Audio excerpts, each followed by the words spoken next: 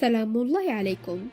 تشكيلة محتملة للمنتخب المغربي لمواجهة منتخب بلجيكا مع التوقيت.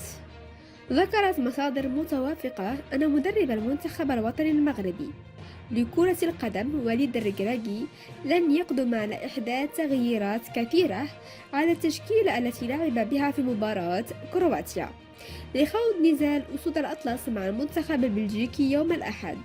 وأوضحت ذات المصادر بأن الركراكي يتجه لإبقاء على نفس العناصر التي لعبت ضد كرواتيا، باستثناء إقحام لاعب تولوز الفرنسي زكريا بوخلالة مع غياب المحتمل للاعب أملاح بسبب الإصابة.